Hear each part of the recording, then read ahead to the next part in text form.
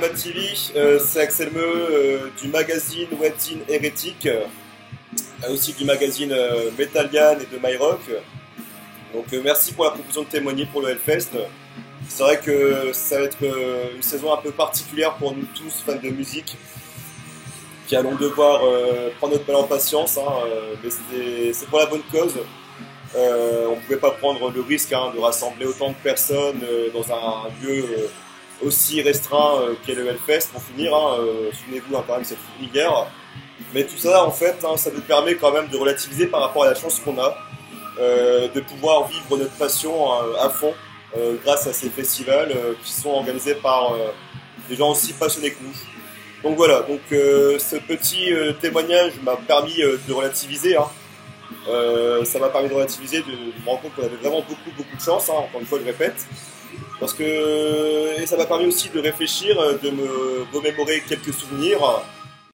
Et je repense notamment à mon premier Hellfest, naturellement, celui de 2015. C'était il n'y a pas si longtemps que ça, en fait, pour finir. Mais c'est tout simplement car j'avais décidé à l'époque, je faisais d'autres festivals, pas forcément le Hellfest. Donc donc 2015, j'étais pas encore journaliste à l'époque, enfin si, j'ai quand même été au Hellfest en tant que presse, car en fait finalement j'avais commencé les activités quelques mois avant, et finalement grâce à François Lampin de Metal Cunt, j'avais réussi à intégrer l'espace VIP du Hellfest et y aller passer quelques de mes premières grosses interviews, notamment avec Mas Cavalera de Ex Sepultura, Soulfly et Cavalera Conspiracy. Et en fait, c'était une de mes premières grosses interviews et je me souviendrai toujours de mon état. J'avais le stress, les chocottes, de me retrouver à côté quand même de cette icône-là du métal. Alors que j'avais passé seulement une vingtaine d'interviews avant, mais pas de pointure comme lui, quoi.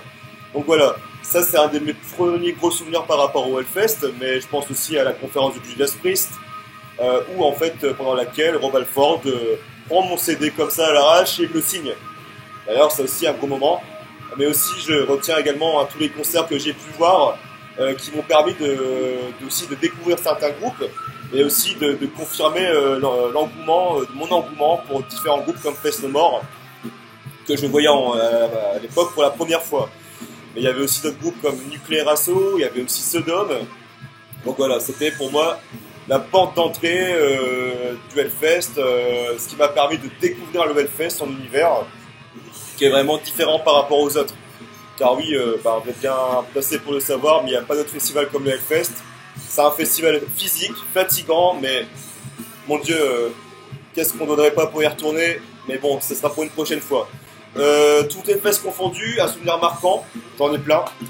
2016, Black Sabbath, et en fait, je passais mes euros de CAPES une semaine après.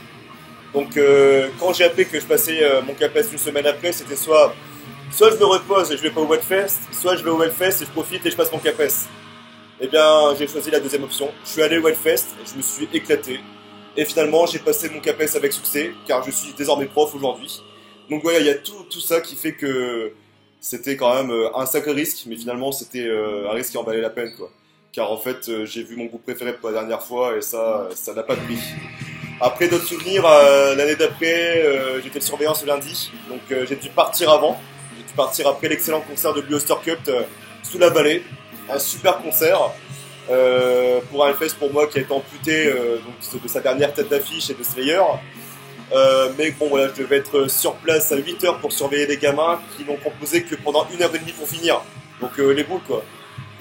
Sinon, voilà, j'ai plein de petites anecdotes comme ça. Il y a tout ce qui se passe au Hellfest reste au Hellfest, comme on dit, mais c'est vrai que cette année ça va clairement nous manquer de se revoir, de trinquer, d'être dans ce flot de concerts interrompus, de se dire qu'on va profiter à fond de 10h jusqu'à 2h du matin, et ce pendant 3 jours, dans 4 jours pour les plus chanceux, pour ceux qui peuvent rester plus longtemps.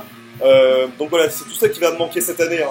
Le fait de rencontrer mes potes, certains potes que je peux pas voir durant l'année, qu'on promet de se revoir, mais finalement cette année on pourra pas se voir. Qu'est-ce qui va me manquer? Les concerts. Cette année je vais aller revoir Faith No More et Infectious Groove pour la première fois.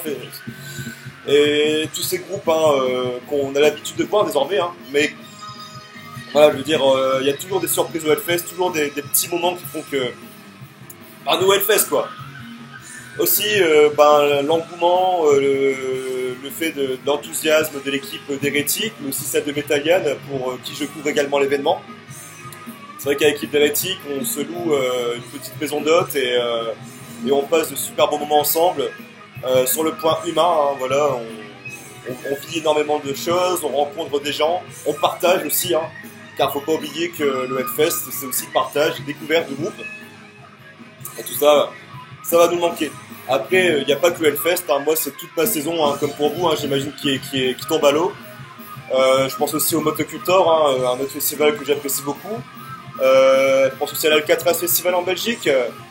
Je pense aussi au Dynamo en Hollande, mais aussi au Metal Days. Tous ces festivals, même le Rockin' Bourlon, qui n'aura pas lieu.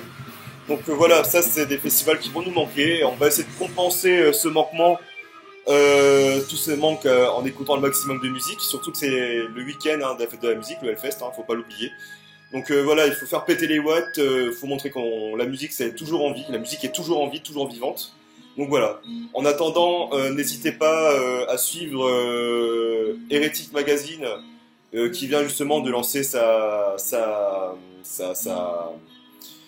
son store, Heretic Store, avec des t-shirts super sympathiques à voir. N'hésitez pas à checker nos articles, mais aussi c'est pareil pour Metallian Magazine et MyRock, pour lesquels je continue de plancher ardument. Donc voilà, d'ici là, je vous dis peut-être à dans un mois, à dans 2 mois, ou tout simplement à l'année prochaine pour la prochaine édition du Hellfest. Salut!